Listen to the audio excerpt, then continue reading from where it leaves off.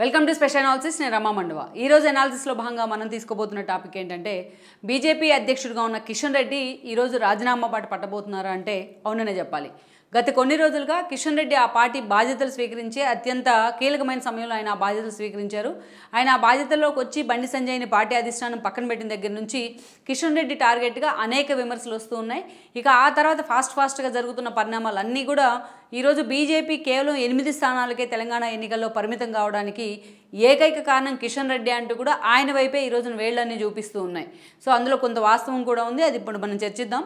So అందుకే కిషన్ రెడ్డి ఈ రోజున పూర్తి స్థాయిలో ఆయన తన పార్టీ అధ్యక్ష పదవికి రాజీనామా చేసి కేవలం మంత్రి పదవిలో కొనసాగాలని చూస్తున్నారు అన్న వార్తలు కూడా వస్తున్నాయి.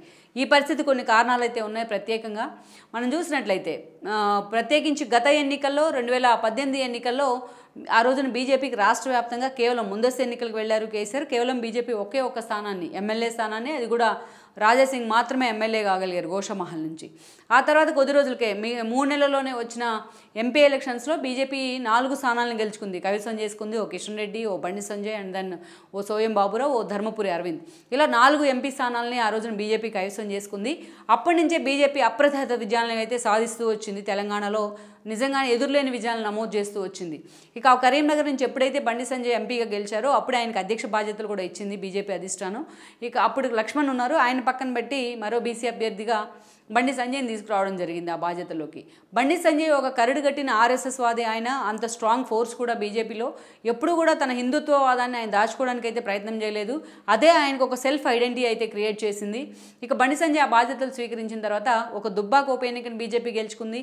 ఒక గ్రేటర్ ఎలక్షన్స్లో 48 స్థానాలను బీజేపీ ఖాతాలో పడ్డాయి. అండ్ ఆ తర్వాత వచ్చిన హుజూరాబాద్ ఉప ఎన్నికను కూడా బీజేపీనే గెలుచుకుంది. ఇవన్నీ అక్కడ రఘునందనో లేకపోతే ఈటెల రాజేంద్ర వాళ్ళకి సెల్ఫ్ ఇమేజ్ ఉన్నా బట్ పార్టీ ఎలిమెంట్స్ కూడా కొన్ని యాడ్ అయినాయి. ఆ రకంగా బీజేపీ వరుస విజయాల్ని బండి సంజయ్ ఆధ్వర్యంలో నమోదు చేసింది. పార్టీ కూడా అప్లిఫ్ట్ అయింది. At the same time Bandi Sanjay పాదయాత్ర రూపంలో పార్టీని కూడా లైమ్లైట్లో పెట్టే ప్రయత్నం చేశారు. ఇక అలా ఆ ఫేజ్లో జరుగుతూ వచ్చిన సమయంలో ఒక దశలో బీజేపీ అండ్ టీఆర్ఎస్ నువ్వా నేనా అన్నట్టుగా పోటీ పడ్డాయి. కేసీఆర్ తన ప్రధాన ప్రత్యర్థిగా ఆ రోజు బండి సంజయ్ని ఎన్నుకున్న పరిస్థితి కూడా ఉంది. ఆ స్థాయిలో కేసీఆర్కి బీజేపీ నేతలు ఒక సఫికేషన్ అయితే క్రియేట్ చేయగలిగారు. అప్పటికప్పుడు ఎన్నికలు వచ్చినా ప్రధాన పోటీ ఈ 2 పార్టీల మధ్య ఉంటుందనే చర్చ జరిగింది. ఎప్పుడైతే ఒక మునుగోడు ఉప ఎన్నిక ఫలితాలు బీజేపీకి యాంటీగా రావడం కానీ బీఆర్ఎస్ మరోసారి అక్కడ విజయం సాధించడం, ఆ తర్వాత లిక్కర్ మాఫియా వ్యవహారంలో కవిత అరెస్ట్ అంటూ జరిగిన వార్తలు, తర్వాత బీజేపీతో బీఆర్ఎస్ టైఅప్ అయ్యే విధంగా వెళ్ళిన అడుగులు కానీ ఇవన్నీ కూడా బీజేపీని నిజంగానే డీఫేమ్ చేస్తూ వచ్చాయి. ఈ క్రమంలోనే కాంగ్రెస్ ఆ వ్యాక్యూమ్ని కాంగ్రెస్ ఫుల్ఫిల్ చేసింది. కర్ణాటక ఎన్నిక ఫలితాలు కూడా కాంగ్రెస్కి ఒక బూస్ట్ అయితే ఇచ్చాయి. ఇక బీజేపీ వర్సెస్ బీఆర్ఎస్ అనే పరిస్థితి నుంచి రాష్ట్రంలో కాంగ్రెస్ వర్సెస్ బీఆర్ఎస్ అనే పరిస్థితి వచ్చి ఈరోజు కాంగ్రెసే అధికారంలోకి వచ్చింది ఏకంగా. మరోవైపు బీజేపీలో ఆ సమయంలోనే మునుగోడు ఉప ఎన్నికల తర్వాత కవిత లిక్కర్ మాఫియా ఎపిసోడ్స్ తర్వాత బండి సంజయ్ని తీసేసి ఆ ప్లేస్లో కేంద్ర మంత్రిగా ఉన్న కిషన్ రెడ్డిని ఇంప్లాంట్ చేసింది బీజేపీ అధిష్టానం. ఇది కూడా కేసీఆర్ కోరిక మేరకే కిషన్ రెడ్డిని బీజేపీ అధిష్టానం అధ్యక్షుడిగా పెట్టిందనే ప్రచారం చాలా తీవ్రంగా జరిగింది. అప్పటి నుంచి పార్టీ డౌన్ఫాల్ స్టార్ట్ అవుతూ వచ్చింది. ఎన్నికల సమయంలో కిషన్ రెడ్డి అధ్యక్షుడిగా ఉన్న పార్టీ అభ్యర్థుల ఎంపిక మొదలుకొని ప్రచారం వరకు ఆయనకి చాలా నిమ్మకు నీరెత్తినట్టే వ్యవహరించారు. ఒక దశలో కిషన్ రెడ్డి, ధర్మపురి అరవింద్ లాంటి వాళ్ళు ముందుకు వచ్చి రేవంత్ రెడ్డి కన్నా కేసీఆరే మంచోడు అంటూ కూడా మాట్లాడిన మాటలు కూడా వాళ్ళ వైపు అన్ని వేళ్లు చూపించాయి. కాంగ్రెస్ చేసిన విమర్శలను కూడా ఎక్స్పోజ్ చేసినట్లయింది వాళ్ళిద్దరూ మాట్లాడిన తీరైతే మాత్రం. సో ఆ తర్వాత రోజుల్లో మనం చూసినట్లయితే కూడా ఎన్నికల్లో బీజేపీ రాష్ట్ర వ్యాప్తంగా 8 స్థానాలను కైవసం చేసుకుంది. గత ఎన్నికల్లో 18 ఎన్నికల్లో 1 స్థానాన్ని లీడ్ చేసిన బీజేపీ ఈ ఎన్నికల్లో 8 స్థానాలను కైవసం చేసుకుంది. ఎంఐఎంకి 7 వస్తే అంతకన్నా ఒక సంఖ్య ఎక్కువే ఈ రోజున బీజేపీకి వచ్చిన పరిస్థితి. ఇక ఈరోజు కాంగ్రెస్ కేవలం 4 అంటే మ్యాజిక్ ఫిగర్ కంటే 4 స్థానాలు ఎక్కువగా ఈ రోజున 64 స్థానాలకు కాంగ్రెస్ పరిమితమై ఈరోజు అధికారంలోకి కూడా వచ్చింది. ఎప్పుడైతే ఈ ఫలితాలను చూసిన తర్వాత బీజేపీ అధిష్టానం కూడా చాలా సీరియస్గా లెక్కలు కడుతోంది. బండి సంజయ్ కనుక ఈరోజు పార్టీ అధ్యక్షుడిగా ఉన్నట్టే కాంగ్రెస్ ప్లేస్లో ఈరోజు బీజేపీ ఉండేది తెలంగాణ రాష్ట్రంలో అన్న చర్చ కూడా నడుస్తోంది. ఆ దిశగా కొన్ని సర్వేలు కూడా స్పష్టం చేస్తూ ఉన్నాయి. అందుకే ఈరోజు బండి సంజయ్ మీద పార్టీ అధిష్టానం ఫోకస్ పెట్టింది.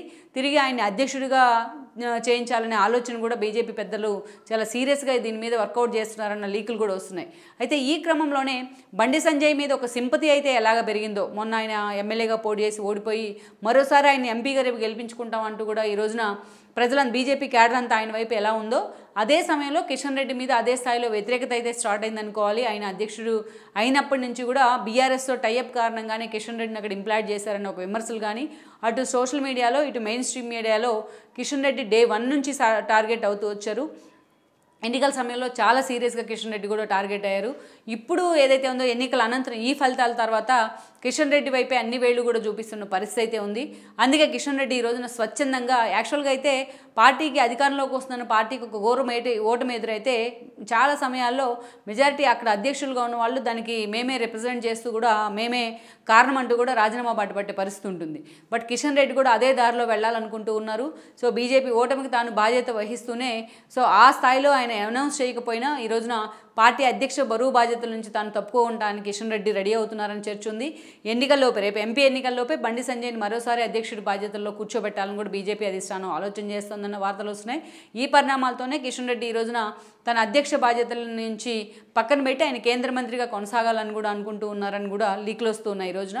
సో ఓవరాల్గా ఈ రోజున కిషన్ రెడ్డి లాంటి వాళ్ళు పక్కకి వెళ్తే బండి సంజయ్ తిరిగి ఆ ప్లేస్కి వచ్చేందుకు ఎంతవరకు ఆయన అంగీకరిస్తారన్నది కూడా ఈరోజు ఈ అంశం అయితే తెలంగాణ రాష్ట్ర రాజకీయాల్లో ఒక హాట్ టాపిక్ అయిందని మనం చెప్పొచ్చు.